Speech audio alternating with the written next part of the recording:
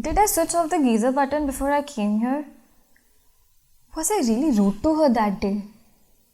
What if I'm giving this computer exam and my computer shuts down? What should I reply to her? I don't mean to sound rude. Oh God, it's 4 am and I can't sleep. I can't get these thoughts out of my head. I know these are some regular thoughts everyone has. But some people have myriad number of similar thoughts going in their heads every second of every minute of every day. Yes, that's true. Some people are persistently and excessively thinking about every situation and event, no matter how ordinary that may be. And उससे क्या होता है? They end up getting all exhausted even if they haven't done any physical activity. This, my friend, is a potential sign of anxiety. Yes, anxiety. I am dealing with anxiety. Well, I'm no doctor, a therapist, or a psychologist. I'm an engineer, actually an IT slave. And I've never been to any psychologist, so I've never been diagnosed with anxiety. But I read, I talk, I listen, and I observe. And that is why I know and I have some self-awareness about my tendencies. In the light of some events, many people have come across these terms of anxiety, mental health, depression, and many people are talking about it.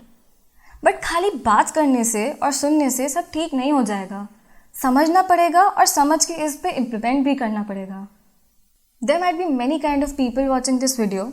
Some have come across these terms but कभी completely समझा नहीं क्या है, and some are hearing it every day because of course social media and digital world. But anxiety has always been there. It's just more vocal right now.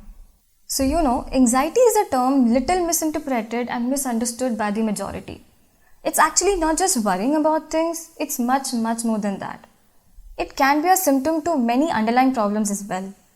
So the trick to deal with anxiety is to be aware of it first. It's not just about overthinking or over-assuming things.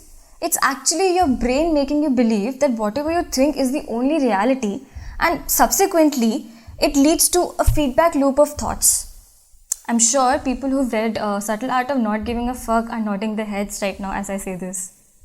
For me, the inception of anxiety started when I was very small, and it increased in leaps and bounds as I grew. At times, I just wanted to sit quiet and not practice my forthcoming actions. My school, it never really helped me overpower it. It actually never talked about it. I have alopecia and it made my anxiety quite worse. I was not empowered back then and I didn't know how to deal with it. But actually, this whole ultimate realization came when I went into college. The situations were quite bad and the heat of uncomfortable living, it made me realize what anxiety did to me over the years. Let me share some events from my life. There was this exam I was giving, and the drill with that exam is that you get to see your scores then and there only. Thing is, the official scores take about a week to come and the tentative scores are visible then and there only. On the evening of that exam, I was just sitting casually and this eerie thought came into my mind. Okay, what if I've seen the correct scores? What if मुझे actual में थोड़े कम marks आए हो और मैं सबको ज़्यादा बता रही हूँ? I know it's crazy, but I panicked and I called my friend. For the starters, he laughed about it, but then later on he soothed me down. Okay, talking about the exams only, I remember once I was giving this exam, I had prepared really well, okay? But as I entered the exam hall, as the first part of the test started, I panicked. I was highly nauseated and it was like I would have thrown up. Okay, but then somehow I managed and put myself together and completed the whole section. The thing is, the panic attack was mostly because of my overnight culmination of anxiety and it went bad. I continuously plan and rehearse my upcoming events. And the more I do so, the more uncertain my life becomes. People with anxiety, they have a tendency to procrastinate a thing. Not because they're lazy, but because the anxiety is pulling them back and giving them all kind of unwarranted reasons to do that. Like talking to some person who might end up judging them. So they do not want to sound stupid at all. And to achieve such a task is a big accomplishment for them. If we go by the books, there are several kinds of anxiety disorders. generalized anxiety disorder, panic disorder, specific phobia, agoraphobia means fear of open spaces, separation anxiety, and social anxiety disorder. I suggest you should go and Google it about these specific types. Well, what I have come to realization is that I have a combination of generalized anxiety disorder and panic disorder. I think. Anxiety can have a lot of effect on your body. You can either gain weight or lose weight. You either stress eat or you do not eat at all. I have had both the experiences. You can have constant and frequent headaches and dizziness. Your heart starts to pound very fast. Nahi hai, pyar nahi hai. And you might experience shortness of breath. Do not confuse it with corona. According to WHO, India, China and USA are the countries most dealing with anxiety, schizophrenia and bipolar disorder issues. This talk is for someone who is going through something and are not really sure about it, and also for all those people to understand and realize these tendencies among the family and friends and actually be more empathetic with them. To give my example, I have 3 kinds of anxiety issues. First, when I'm very much overwhelmed with the situations, an emotion of being left out. Second, having all kinds of nonsensical worries, like thinking about anything and everything. Third, having extreme difficulty in talking to people over a call or having an eye contact with them. And I have sorted some ways out to control my doldrums, and you can employ them too. Firstly, I talk to my friends and family. I'm very much grateful to God to give me such supporting family and friends who listen to me all the time. I can hog them over with all the thoughts and issues I have. I literally have 2 AM friends who know my anxiety flushes. I can text them and they can talk to me anytime, which makes me feel much better. Secondly, sometimes it happens that it's difficult to talk it out because you have so much on your plate that it's difficult to explain to the person what's happening with you. And in that case, I think music is the best remedy. With time, I've come to realize certain kind of music and certain kind of artists which help me out. Well, there is this band named Sanam, and its lead singer Sanam Puri, he has amazing voice, and the amazing song renditions, they work wonder for me. Thirdly, meditation. Like, of course, meditation and good eating works wonder for you.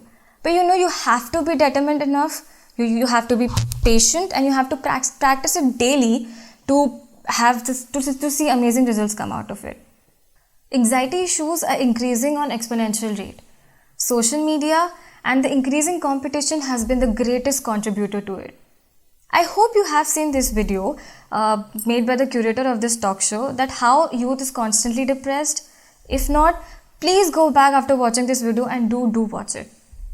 According to a study in January 2019, there are a number of 275 million people across the globe who are suffering from anxiety issues. That is 4% of the total global population. That is alarming. 62% of this number are the women. That is 170 million people, women across the globe, in comparison to men who stand at 105 million. And in 2020, this number has bound to increase in leaps and bounds. Women experience more anxiety issues than men, and it is mainly due to the difference in brain chemistry and hormonal fluctuations. Women tend to have more stress, leading to more anxiety. If given a similar stressful situation to a woman and a man, they tend to have different coping strategies involving more anxiety for a woman. So, all the beautiful girls and women out there, please take care of yourselves. So, to combat anxiety is first you need to really realize how it is overpowering you. People's anxiety and they are like passive-aggressive love-hate buddies. Yes, buddies. One of the co-founders of AIB, Rohan Joshi, said this. Talking about depression, anxiety and depression are quite different things. Anxiety can be a symptom of having depression, but it does not really mean that you are going through depression if you are going through anxiety. If someone really needs help, please suggest them go to see a therapist. There is a taboo associated with going and seeing a therapist, and it has to break now. It is 21st century, for God's sakes.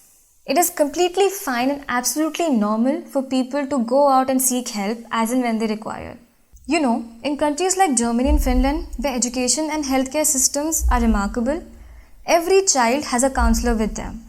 These counselors help these child in emotional and career related problems. Isn't that amazing? Everyone is dealing with a different kind of issue, but some people have a stronger effect on their mental health with this. So this talk is not about you appreciating me or empathizing with me of me coming out with anxiety, but this is for you to understand, to be more empathetic and make this society a really better place to live for all those people who are facing these issues. Thank you so much guys for listening to me, and if you do have some intriguing thoughts and topics to talk upon, do give it a shot and talk a shot.